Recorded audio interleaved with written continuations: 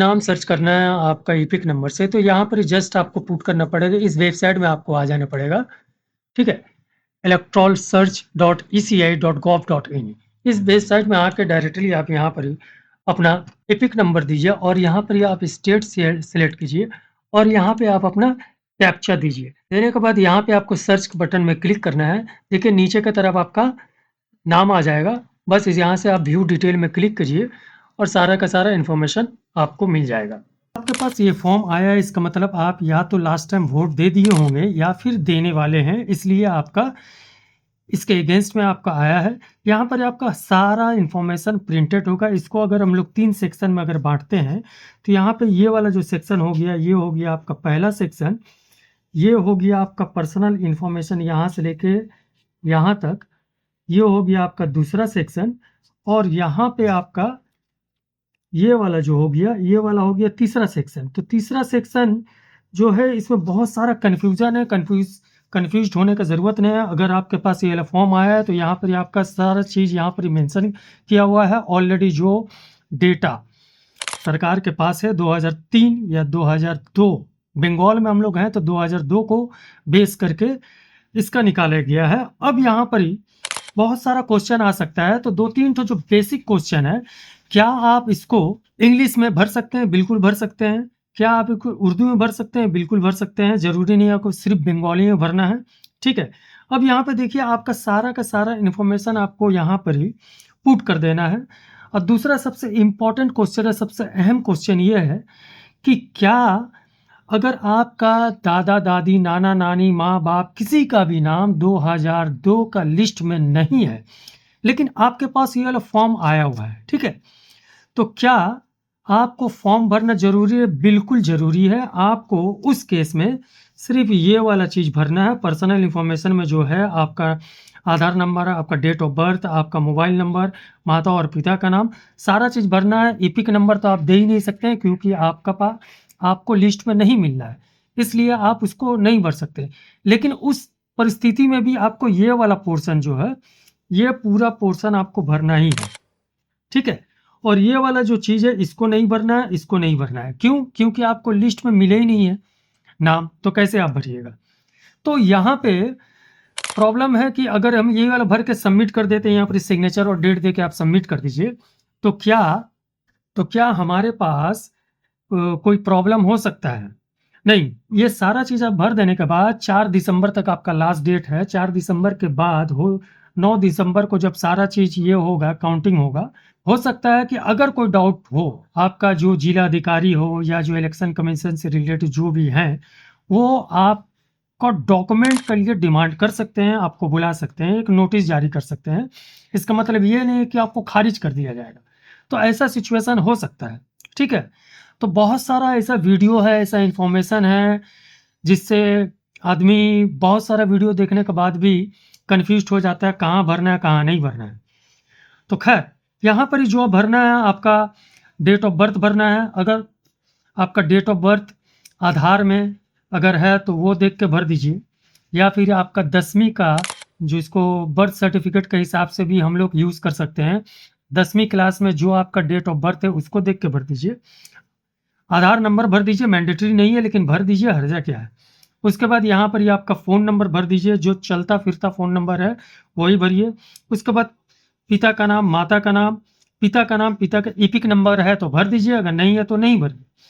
माता का नाम भर दीजिए, अगर ईपिक नंबर है तो उसको ही भर दीजिए। अगर आप लेडी हैं, फीमेल हैं, तो फीमेल कैंडिडेट में अगर आपका शादी हो चुका है तो आपका हस्बैंड का नाम भरिए और उनका एपिक नंबर भर दीजिए। जहां वो वोट देते हैं उसका आपको लिस्ट निकालना पड़ेगा।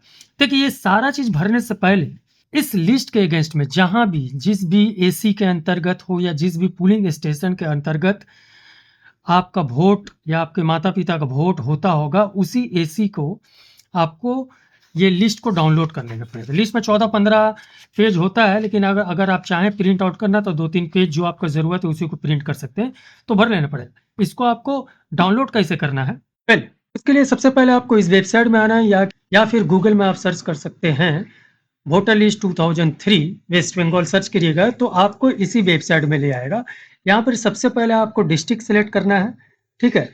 तो डिस्ट्रिक्ट आपका नॉर्थ 24 परगना है तो नॉर्थ 24 परगना सेलेक्ट कर लीजिए। सेलेक्ट करने के बाद यहाँ से आपको अपना एसी नेम आपको सेलेक्ट कर लेना है। जैसे मान लिया सपोज यहाँ पर ही हम लोग एक एसी को हम लोग सेलेक्ट करते हैं और यहाँ से हम अपना सेलेक्ट करने के बाद यहाँ से आपको पुलिंग स्टेशन नेम को आपको सेलेक्ट कर लेना पड़ेगा। तो चलिए हम लोग उसको भी सिलेक्ट कर लेते हैं। यहाँ से जो भी आपका पुलिंग स्टेशन नेम है जस्ट इसका पास आप देखिए फाइनल रोल का ऑप्शन है, इसके ऊपर क्लिक करिए। यहाँ पर ही आपको कैप्चा भरना होगा। उसके बाद वेरीफाई के ऊपर क्लिक करना पड़ेगा। यहाँ पे आपका देखिए यहाँ पर सारा का सारा चीज़ आ चुका है और यहाँ से जस्ट आपको डाउनलोड कर लेना है। यहाँ से जस्ट आप जाके डाउनलोड कर लीजिए। देखिए यहाँ पर ही लिस्ट जब आपका पास आ जाएगा तो सबसे पहला चीज़ आपको यहाँ पर ही एक तो चीज़ मिलेगा जो आपको ज़रूरत पड़ेगा। आपको यहाँ पर ही मिल जाएगा निर्वाचन क्षेत्र नंबर, ठीक है, निर्वाचन क्षेत्र नंबर मिल जाएगा आपको। यहाँ से मिल जाएगा पार्ट नंबर, ठीक है। यहाँ से आपको मिल जाएगा डिस्ट्रिक्ट, तो डिस्ट्रिक्ट में जो भी है आप यहाँ से डिस्ट्रिक्ट दे सकते हैं। जैसे जैसे यहाँ देखिए आपका कोलकाता, देखिए डिस्ट्रिक्ट यहाँ पर ही आपको मिल जाएगा, ठीक है। तो जहाँ जहाँ जो चीज़ आपको है और इसके अलावा क्या है आपको सीरियल नंबर देना है। अगर माता पिता का नाम इसमें आता है तो यहाँ से आपको देख लेना पड़ेगा जो भी है सीरियल नंबर, यहाँ पर ही आपको सीरियल नंबर मिल जाएगा। तो इस तरह से ये 3-4 चीज़ आपको तो ध्यान में रखना है और इसको आप डाउनलोड कर लीजिए, ठीक है। दूसरा ये चीज़ हम बताना चाह रहे थे कि इसमें अगर आपका नाम नहीं है लेकिन आपको ये वाला चीज़ भरना भी है, मैंडेटरी है, तो उस केस में आपको करना क्या है। देखिए यहाँ पर फॉर्म फिलअप कैसे होगा वो नहीं बताने जा रहे हैं। फॉर्म फिलअप आप लोग देख ही लिए होंगे, 1000 वीडियो आप लोग देख लिए होंगे, 1000 आदमी को आप डिस्टर्ब कर दिए होंगे। कहाँ करना है, दाहिना करना है, बायां करना है, दाहिना करना है, बायां करना है, ये सब आपको मालूम होगा ही। देखिए इनोरेशन फॉर्म जो है ये इंग्लिश में एक्चुअली यहाँ पर जो है 11 ठो ऐसा चीज़ है, 11 नहीं एक्चुअली 13 ऐसा डॉक्यूमेंट है। इन केस आपका अगर नाम नहीं आता है अगर या कोई डाउटफुल होता है तो इसको भरना पड़ेगा, ठीक है, मैंने इसको आपको सबमिट करना पड़ेगा। तो आपका प्रूफ का हिसाब से आपके माता पिता के साथ क्या रिलेशन है उनका कोई डॉक्यूमेंट देना पड़ेगा। तो कई परिस्थिति में आपको इसका ज़रूरत पड़ सकता है, तो इसको भी आप डाउनलोड करके रख सकते हैं, ठीक है।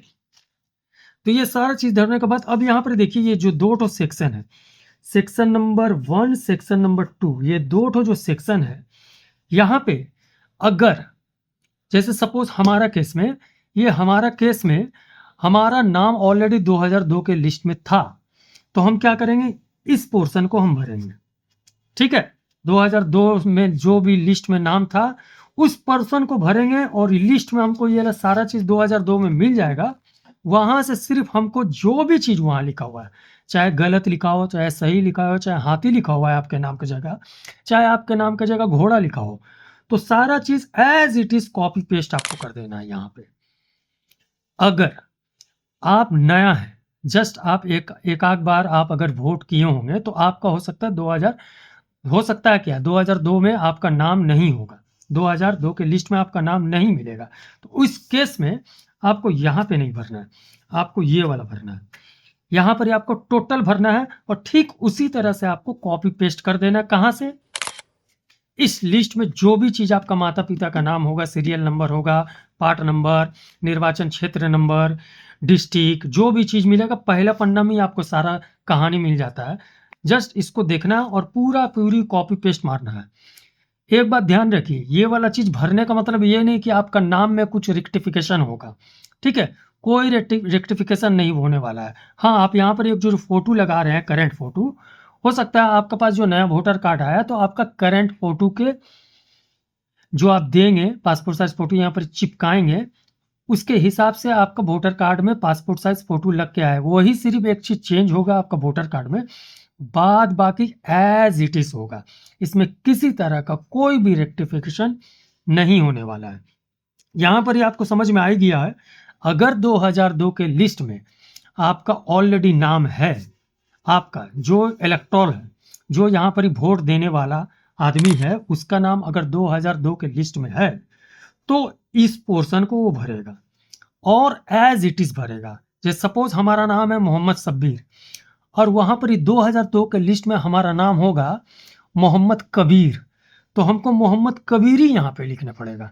हम तो आज का डेट में सब रेक्टिफाई करके अपना सही कर लिए होंगे, लेकिन 2002 के लिस्ट में मेरा नाम मोहम्मद कबीर अगर होगा तो मोहम्मद कबीर हम लोग लिखेंगे। उसके बाद जो जो चीज़ हमको लिस्ट में मिलेगा एज इट इज़ वहाँ पर लिख देंगे। उसके नीचे में आपको देखिए यहाँ पर निर्वाचन क्षेत्र संख्या है, यहाँ पर ये आपका पार्ट नंबर देना है, और यहाँ पर ये आपका जो सीरियल नंबर में आपका नाम दिख रहा है उसी सीरियल नंबर में आप देख लीजिए। 400 में तो 400 लिखिए, 302 में तो 302 आपका सीरियल नंबर में पारी पारी से आ जाएगा। ये सारा चीज़ आपको कहाँ मिलेगा? इस लिस्ट से मिल जाएगा। लिस्ट को कैसा डाउनलोड करना है हम बता दिए हैं। बस ये छोटा ही सा कहानी है, इसमें बहुत ज़्यादा कन्फ्यूजन होने का ज़रूरत नहीं है। अगर फिर भी कोई क्वारीज है, ठीक है, क्या कि अभी 4 दिसंबर तक ही आप सबमिट कर सकते हैं। उसके बाद जमा होने के बाद 144-42 करोड़ आदमी के एक्चुअली टोटल 12 राज्यों में ये सर का खेल एक्चुअली चल रहा है। तो 12 राज्यों के बाद पूरे देश में भी हो सकता है। बीच बीच में तो इतना सारा रैली हमारे देश में निकलता रहता है कि कब क्या डिस्टर्ब हो जाए कुछ मालूम नहीं। खैर जो भी हो, आपको तो अपना काम करना ही है। तो यहाँ पे आप जो भी है 11 ठो क्या क्या डॉक्यूमेंट देना है आपको, तब 11 ठो डॉक्यूमेंट के बारे में चिंता करना है जब आपको कोई तकलीफ हो रहा है, आपका माता पिता का नाम ही नहीं है, आपका दादा दादी का नाम ही नहीं है, आपका नाना नानी का नाम नहीं है, तो उस केस में आपको अपना तो पूरा फॉर्म भरना ही है, भले इतना दूर तक क्यों ना भरे। उसके बाद ये वाला चीज़ अगर आपको नहीं भरना है, सिग्नेचर करना है और जमा कर देना है। जमा करने के बाद हो सकता है बीएलओ जब आप जमा करने जाइएगा तो बोलेगा भैया यहाँ पर ही आप भरे हैं, इससे रिलेटेड डॉक्यूमेंट दीजिए, तो वहीं जमा कर दीजिए। या फिर बाद में 4 दिसंबर के बाद 9 दिसंबर के आसपास एक तो डेट है, उसके बाद वहाँ से फिर कोई खबर आएगा। लास्ट में but not the important, actually last but not the list, इस केस में देखिए हम लोग का जो देश है ना, यहाँ पर डाटा चोरी होने का एक तो प्रथा है। तो इसमें भी डाटा चोरी होगा, आपके पास कॉल आएगा, बोलेगा हम इलेक्शन कमीशन इंडिया की तरफ से कॉल कर रहे हैं, कुछ भी ऐसा नाम दे के आपको एकदम जेन्युइन कॉल आएगा। कॉल में आपको बताएगा कि आपका आधार नंबर यही है, आप इसको अप्रूव करें। आप बोलिए हाँ यही है। तो इस तरह का किसी भी कॉल को अटेंड नहीं करना है। किसी तरह का भी कोई कॉल आपको नहीं आने वाला है, ना आपको आधार नंबर पूछा जाएगा, ना आपको ओटीपी मांगा जाएगा। किसी तरह का कोई भी फॉर्म, कोई भी कॉल आपके पास नहीं आएगा। अगर आएगा तो कोई डॉक्यूमेंट आएगा, इन केस में जब डाउटफुल होगा तब, ठीक है। तो ये सारा का सारा कहानी आपको एकदम पाती हिंदी इंग्लिश लैंग्वेज में आपको समझ में आ गया होगा। फिर भी आई रिपीट, फिर भी अगर आपका पास कोई डाउट है तो इसी वीडियो के कमेंट सेक्शन में आप कमेंट कीजिए, मैं उसका जवाब दूंगा, कोशिश करूंगा मैं उसका जवाब देने का। तो चलिए नेक्स्ट वीडियो में फिर से मिलते हैं। बाय, टेक केयर, अपना ख्याल रखिए।